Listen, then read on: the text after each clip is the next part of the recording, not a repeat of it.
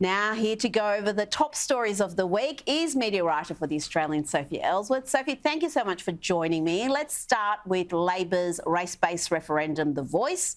It was announced on election night during Albanese's victory speech, and some 10 months later, we are edging closer to the government finally giving us what that question is going to look like. This is a once-in-a-generation chance. It's a once-in-a-generation chance to make sure that there is recognition and to make sure there is representation. Australia is on the verge of doing something remarkable. The referendum working group has yet to decide on that final wording, but we know the draft question that was, do you support an alteration to the Constitution that establishes an Aboriginal and Torres Strait Islander voice? Sophie, all I can say is let's hope the final version is a little more precise with a bit more detail so people know what they're voting for. Rita, I think people are starting to get voice fatigue. They're tired of hearing about, they're working on this, they're consulting, what will the question be? It's just going on and on and on. They're just losing people's interest. And I think the longer that they drag it out, the longer it remains unclear. I think that will result in people voting no. And I think this is really going to put the whole thing in jeopardy for them. Now to Melbourne, and Dan's 6 lockdowns continue to have an impact, with new data revealing Melbourne is the only state capital with an office occupancy rate of less than 50%.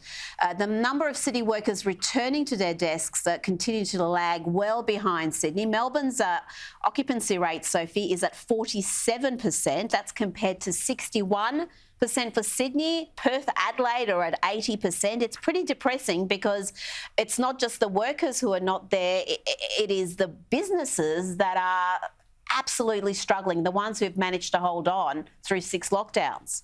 Well, Rita, despite what you hear from the state government and figureheads in the community that Melbourne's back, it's booming, it's bustling, I was just down in the food area down in South Bank today.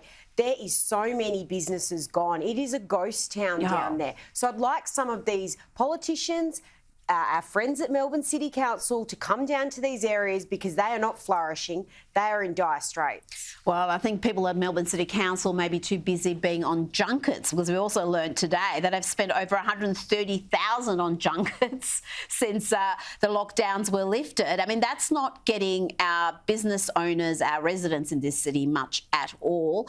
Now, let's talk about the Dan Andrews government's determination to raise the age of criminal responsibility. It sounds like something that's going to happen in this term. And this is despite crime among children aged 10 to 14 spiking by 37%, according to new crime figures released yesterday.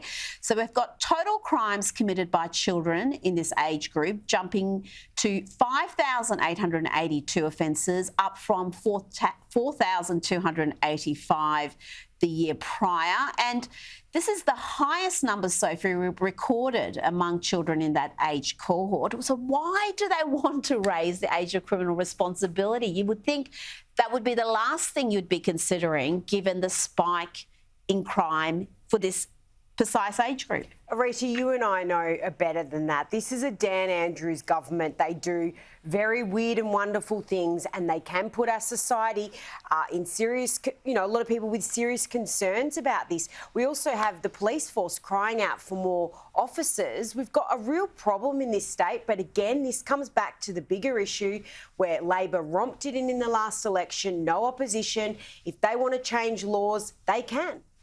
Now, I know we had a chat earlier and said we weren't going to talk Meghan and Harry, but we have to now because Oprah has come out and talked about the advice she's given them, because they seem to be kind of abandoned by the Hollywood crowd. They weren't at Elton John's star-studded Oscars bash this week, but Oprah is sticking fat and she has spoken about the advice she'd offer the couple. If only they'd asked. They haven't asked, by the way, but nevertheless, Oprah has said these profound words of advice she was asked whether they should attend King Charles's upcoming coronation. She said, I think they should do what they feel is best for them and their family.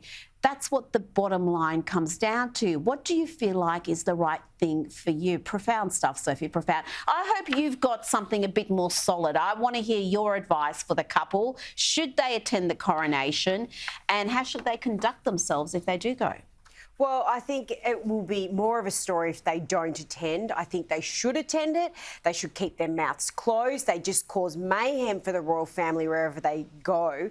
This is about the king. This is a very important, obviously historical, the coronation is such an important piece of history. If these two destroy it and overtake it by their antics, which they seem to love doing, putting themselves and inserting themselves in the story, I would not put them past it. But I really hope if they do go, they just keep a low profile. That's wishful thinking, Sophie Elsworth. Thank you for joining me tonight.